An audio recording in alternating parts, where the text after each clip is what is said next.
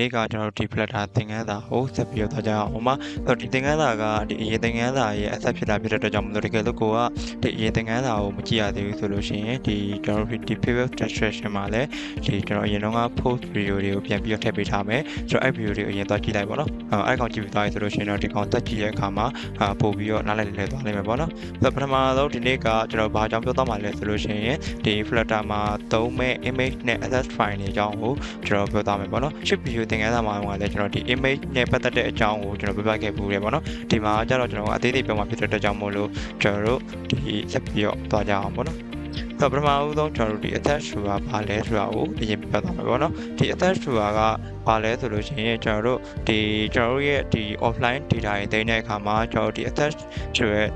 ့ဒီ file ကိုကျွန်တော်သုံးရ attach to folder ကိုသုံးရတယ်ပေါ့နော် offline ဆိုတာကကျွန်တော်တို့ကဒီကိုယ့်ရဲ့ application ထဲမှာဘာတွေသုံးနိုင်လဲဆိုလို့ရှိရင်ပုံတွေသုံးနိုင်တယ်ပြီးသွားလို့ရှိရင် video တွေသုံးနိုင်တယ် audio file တွေသုံးနိုင်တယ်ပြီးသွားလို့ရှိရင်ကျွန်တော် database file တွေဒါမှမဟုတ်လို့ရှိရင်ကျွန်တော် DB database နဲ့ပတ်သက်တဲ့ဒီဘောနော်ဥပမာဆိုကြပါဆိုကျွန်တော် JSON file တွေဒါမှမဟုတ်လို့ရှိရင်လည်းဒီတခြားသောဒီ CSV file တွေကိုကျွန်တော်ဒီ database file တွေကိုကျွန်တော် offline အနေနဲ့သုံးနေကြတယ်။ဆိုတော့ဒီကောင်တွေကိုဘယ်မှာထည့်ရလဲဆိုလို့ရှိရင်ကျွန်တော် access to ဖိုးရထဲမှာထည့်လို့ရှိရင်ပို့ပြီးတော့ကောင်းတယ်ပေါ့နော်။ဆိုတော့ဒီကောင်ကိုကျွန်တော်ဘယ်မှာသောက်ရမှာလဲဆိုလို့ရှိရင်ကျွန်တော်ဒီမှာတော့ project ကို create လုပ်ထားပြီးသားပေါ့နော်။တကယ်လို့ကိုကမသောက်ရသေးဘူးဆိုလို့ရှိရင်တော့ပထမဆုံးဒီအရင် video တွေကိုကြည့်ပြီးတော့ project ကိုဆောက်လိုက်ပြီးတော့လို့ရှိရင်ကျွန်တော်ရဲ့ဒီ main folder ထဲမှာသွားပြီးတော့ access to ရဲ့ folder ကိုဆောက်ရတယ်ဒီမှာဆိုလို့ရှိရင်ကျွန်တော်ကဒီကျွန်တော်သုံးမဲ့ဒီပုံတွေကိုကျွန်တော်ဒီမှာထည့်ထားပြီးသွားပြီဒီမှာ logo တော့ PNG ဆိုပြီးတော့ဒီထည့်လိုက်တယ်เนาะဘယ်ထဲမှာထည့်လိုက်လဲဆိုလို့ရှိရင်တကယ်ကဒီ access ထဲမှာလည်းပုံကိုထည့်လိုက်လို့ရတယ်ဒါပေမဲ့ကျွန်တော်ကနောက်ပိုင်းကျလို့ရှိရင်ဒီတခြားသောဒီ data file တွေဒါမှမဟုတ်လို့ရှိရင်လည်းဒီ video file တွေ mp3 file တွေဒီစသဖြင့်လည်းမို့ကျွန်တော်ကထည့်လာနိုင်တယ်အဲ့တော့ကျွန်တော်မလုပ်လိုက်လဲဆိုလို့ရှိရင်ကျွန်တော်က image ဆိုတဲ့ folder တစ်ခုတောက်ပြီးတော့မှအဲ့ထဲမှာကျွန်တော်သုံးမဲ့ပုံကိုထည့်လိုက်တယ်နောက်ပိုင်းကျလို့ရှိရင်ကျွန်တော်ခုနကပြောခဲ့သလိုမျိုးပဲfont တွေပါလည်းကိုကထည့်လာနိုင်တယ်ဟိုများသောအားဖြင့်ကကျွန်တော်တို့ဒီ online နဲ့တောက်မယ်ဆိုလို့ရှိရင်ကျွန်တော်ကိုယ်ရဲ့ font တွေသုံးလာမျိုးရှိရဲဒီမှာကျတော့ကျွန်တော်ကဒီ offline တောက်မှာဖြစ်တဲ့ကြောင့်မလို့ font သုံးမယ်ဆိုလို့ရှိရင်လည်း font ဆိုတဲ့ folder တောက်လို့ရတယ်တကယ်လို့ကိုကဥပမာ audio file တွေသုံးမယ်ဆိုလို့ရှိရင်လည်းကျွန်တော်ကဒီမှာ mp3 ဆိုပြီးတော့ဒီ mp3 folder တောက်လို့ရတယ်ပေါ့နော်ဒါသက်ဆိုင်ရာလည်းဘာလုပ်လို့ရလဲဆိုလို့ရှိရင်ဒီကိုသုံးနေတဲ့ file ကိုဒီမှာလာပြီးတော့တောက်ပြီးတော့ဒီသက်ဆိုင်ရာ file တွေကိုထည့်လိုက်လို့ရတယ်ဒီမှာတော့ခုလောဆယ်ကျွန်တော်ကဥပမာပဲတောက်ပြရပါတော့ဆိုတော့ဒီမှာဆိုလို့ရှိရင်ကျွန်တော်က image စောက်မှာဖြစ်တဲ့ကြောင့်မလို့ image ဆွဲဖို့ကတောက်လိုက်တယ်အဲ့ထဲမှာကျွန်တော်သုံးမဲ့ဒီပုံတစ်ခုထည့်လိုက်တယ်ပေါ့နော်ဒီကောင်မှကျွန်တော်ဒီတိုင်းထည့်လိုက်ပြီးတော့ဒီကနေပြန်ခေါ်သုံးုံနဲ့ပြီးသွားတာမဟုတ်ဘူးဘာလို့ရသေးလဲဆိုလို့ရှိရင်ဒီကောင်သုံးဖို့ရအတွက်ကိုကျွန်တော်ကသွားပြီးတော့ချိန်ညာပေးရသေးတယ်ဒီ packet တွေ short လုပ်လိုမျိုးပဲပေါ့နော်အဲ့တော့ကျွန်တော်ကဘာလုပ်ပေးရလဲဆိုလို့ရှိရင်ဒီ file တွေကိုသွားပြီးတော့ကျွန်တော်သုံးမဲ့ကောင်ကိုချိန်ညာပေးရတယ်ပေါ့နော်ဘယ်လိုချိန်ညာပေးရလဲဆိုလို့ရှိရင်ကျွန်တော်တို့ဒီ CF file ရဲ့ဒီနေရာကိုချိန်ညာပေးရတယ်ဒီမှာဆိုလို့ရှိရင်ကျွန်တော်ကဒီမှာဆိုလို့ရှိရင်ကျွန်တော်က deflector ထဲမှာဘယ်ထဲမှာသွားမှာလဲဆိုလို့ရှိရင် access ထဲမှာကျွန်တော်ကဒီမှာဘာလုပ်ထားရလဲဆိုလို့ရှိရင် my icon PNG ဆိုပြီးတော့ကျွန်တော်ဥမာလေးပြထားတယ်တကယ်ကကျတော့ကျွန်တော်ကဒီ access to folder ထဲမှာပဲ my icon ဆိုတဲ့ PNG ကိုထည့်လိုက်တာတကယ်ကဘယ်လိုမျိုးလုပ်ရမှာလဲဆိုလို့ရှိရင်ကျွန်တော်တကယ်လို့အဲ့မှာကျွန်တော်ကခုနကကျွန်တော်ပြောခဲ့သလိုမျိုးပဲဒီ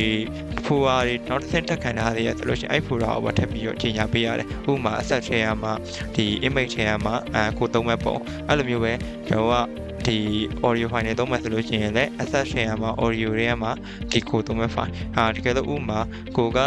ဒီ font တွေပါသုံးမယ်ဆိုလို့ရှိရင်လည်း access ထဲမှာ font တွေမှာဒီကိုသုံးမဲ့ font ကိုကျွန်တော်ကချိန်ညာပေးရတယ်ပေါ့နော်ဒါကကျွန်တော်ဒီပြောရမယ့်ဒီချိန်ညာမယ့်ပုံစံကိုပြောပြတာပေါ့နော်ဆိုတော့ကျွန်တော်ဒီလက်တွေ့ချိန်ညာမယ်ဆိုလို့ရှိရင်ကျွန်တော်ကဒီမှာဆိုလို့ရှိရင်ဥပမာလေးချိန်ညာထားတယ်ဘယ်ထဲမှာသွားချိန်ညာရလဲဆိုလို့ရှိရင်ဒီခိုင်းကျွန်တော် packet တွေ insert တင်တာစစ်မစစ်ဒီကြည့်တဲ့ file တွေကနေသွားပြီးတော့ကျွန်တော်ကချိန်ညာရတယ်ဒီမှာဆိုလို့ရှိရင်ကျွန်တော်က access ထဲမှာ image ထဲမှာခုနကကျွန်တော်ပေးထားတဲ့ဒီ logo တော့ PNG ဆိုတဲ့ကောင်ကိုကျွန်တော်ကသွားပြီးတော့ချိန်ညာလိုက်တယ်ဒါဆိုလို့ရှိရင်ကျွန်တော်ကဘာလုပ်လို့ရပြီလဲဆိုလို့ရှိရင်ကျွန်တော်အရှိ UI ကနေသွားပြီးတော့ဒီပြန်ခေါ်သုံးလို့ရတယ်ပေါ့နော်တကယ်လို့ကျွန်တော်ဒီနေရာမှာမချိန်ညာထားခဲ့ဘူးဆိုလို့ရှိရင်ဒီကောင်ကိုကျွန်တော်ကခေါ်သုံးလို့မရတော့အဲ့တော့ကျွန်တော်ချိန်ညာထားပြီးသွားပြီဆိုလို့ရှိရင်ကျွန်တော်ထုံးတဲ့အတိုင်းပဲဒီ share level တစ်ခုစောက်ပြီးတော့ဘာလုပ်လိုက်မှာလဲဆိုလို့ရှိရင်ဒီကျွန်တော်ကဒီ material add တွေ scaffold တွေပြီးသွားလို့ရှိရင် title တွေရေးပြီးသွားလို့ရှိရင်ကျွန်တော်ကဒီမှာပုံကိုအလဲမှာပေါ်ချင်တာဖြစ်တဲ့ကြောင့်မလို့ body center ဆိုပြီးတော့အလဲမှာထားလိုက်တယ်